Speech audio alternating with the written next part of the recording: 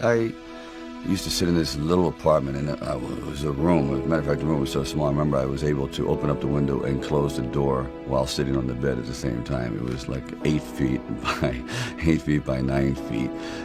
But the one thing about that room, there was really very little distraction. So I would sit there propped up in bed, and I'd go out with my big pen and legal pad and just start writing these stories. And most of them were very, very trivial, but there was something about the process of unrealized dreams. I was always brought back to this subject because I think it's one of the most enduring subjects and one of the most difficult passages for people to accept, that they never were realized in their own lifetime, that they just didn't get that shot. That festered in my mind for quite a while, and then eventually, after Lords of Flatbush, I decided it was a time to come to California. So I went to California, and I moved in the valley, and things weren't going very, very well there. As a matter of fact, I had to go out and try to sell my dog because it was either do that or he just was not going to be very well fed around the house. And then one night, I went to see Muhammad Ali. And what I saw was pretty extraordinary. I saw a man they called the Bayonne Bleeder, who didn't have a chance at all against the greatest fighting machine, supposedly, that ever lived. Body back, slips a punch to his left. Oh! A vicious shot to the rib of Muhammad Ali, and what a surprise! Chuck Wepner gets to the body. And for one brief moment, this supposed stumblebum turned out to be magnificent in the fact that he lasted and knocked the champion down. I said, boy, if this isn't a metaphor for life. His entire life crystallized at that moment. He will be remembered for all eternity, at least among the fight fans. He did something extraordinary. I said, now that is probably what I need as a catalyst for an idea. A man who's going to stand up to life and take one shot and maybe go the distance. So I started to write. And it was one of those writing frenzies. And 3 days later, I came up with the script of Rocky. Now, the script by no means was a finished piece of material. It was probably about 90 pages, and maybe 10% of it remained in the final script, but it was done. I first met Bob Chardoff and Irwin Winkler, and I believe I was there on a casting call. So we're talking a little bit, and I guess I really wasn't right for the acting part. And on the way out, I said, oh, I don't know if it matters, but I do a little bit of writing. He goes, really? I said, yeah, I'm writing this story. I have this thing about wrestlers, and I might do something about boxing. Well, he goes, well, bring it around. And I thought, if I hadn't stopped on the way out, that's why I tell all actors or writers, don't give up. Keep talking. Eventually, you might hit a nerve somewhere, and they go, come on back. And if they didn't say, come on back, or bring it later and let's see what you've developed, I wouldn't be sitting here. So I have to give incredible credit to their insight and their patience, and they're willing to take a chance. Originally, when I brought the script to them, they were fairly enthusiastic about it. The one thing they were not enthusiastic about was me playing the part, and I really can't blame them. At the time, Ryan O'Neal was a candidate, Burt Reynolds, Robert Redford, Jimmy Caan, and they all, were at the top of their game. And so I could see it, but there was something inside of me that this opportunity is never going to come around. And I really wasn't used to money, and I had no idea of what I would be missing. But the temptation started to come forward. First it was $25,000, then $100,000. I go, oh, I never heard of $100,000, because I had like $106 in the bank, and like I said, I had to sell my dog, and things were not looking very, very good. My $40 car had just blown up, so I was taking a bus to work. But still, it didn't matter. I wanted to stick with it. Then it went up to $150,000, $175,000, it went up to $250,000. Now my head was starting to spin, and it went up to $330,000, and probably, I heard it went up to $360,000.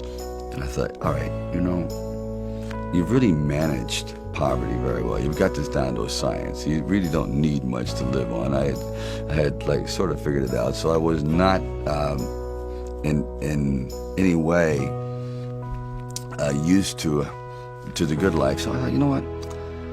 If I know in the back of my mind, if I sell this script and it does very, very well. I'm going to jump off a building, and if I'm not in it, there's no doubt about it, I'm going to leap in front of a train. I'm going to be very, very upset. So this is one of those things where you just roll the dice and you fly by the proverbial seat of your pants. Say, all right, I got to try it. I got to just do it. I may be totally wrong, and I'm going to be taking a lot of people down with me, but I just believe in it. We didn't have really the money to shoot a normal union film at that time in Philadelphia, so we would travel in a van. I would jump out of the van, and we were working with the handheld camera at the time with Garrett Brown, and it was somewhat experimental. And he'd film me running through shopping malls and up down the steps and flights, curved corridors along the river, until finally my legs basically gave out and I'm like writhing on the ground, and I want to rise up and say, John, I'm dying here. And he goes, no, use it. Use the pain. I said, for what? I mean, I'm in misery. He goes, well, no, it's giving your character, it's giving him some depth. I said, it's giving me bruises. It's giving me like agony. I can't sleep at night.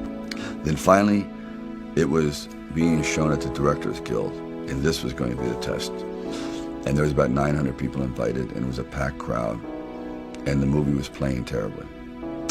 My mother was sitting next to me, and the laughs weren't coming where they're supposed to, and the fight itself seemed to be listless, the response was, and I sat there as everyone filed out of the theater, and I couldn't believe it. I said, Mom, I really blew it. It was all like, I don't know, it was nice while it lasted, but I guess when you get down and you show it to the big boys, they're just not buying it. Anyway, I sat there and literally there was no one left in the theater because I was humiliated and saddened by the whole thing. And even, I walked her out, and I was walking down the steps, and there's 3 flights down, first flight, second flight, and then by the time I turned for the 3rd flight, the entire audience was down there. There was 900 people waiting, and they started to applaud, and I mean truly applaud. And I said, how could you doubt me, Mom? I'm shocked. And it's like, I just completely came apart. And so there'll never be a moment like that ever. I mean, I truly was over. I said, this is it. I'm just gonna, go back home, take my dog, and go back into, trying to eke out a living. And they were all there. And they responded in a way. It's like, I don't know if that's the way they did things in Hollywood, but they saved it up, and I'll never get over that moment. I just looked at all these people, and they were applauding them. And it's been all downhill since. Rocky never expected to win. Never. He knew it. He was that much of a realist. And I admired the character for that, because so often I had gone to fight films or sporting films. Yes, we're going to go out there, we're going to knock him out, you're going to win. I said, no, because I'm not going to win. I'm going to get destroyed. But if I can just be lucid, if I can still be standing on my feet, you know what? Then life isn't so bad. And I think, again, symbolically, at the very end of our lives, if we can still say, we were never humbled, we were knocked down, but we got up, and I can say, I lived life with integrity, and I took all the blows, as the song says, and I still prevailed. I think that's a good epitaph for anyone, and that's what I tried to capture in this film. But more importantly, I also realized that you can't be alone. To really succeed, no man really is an island.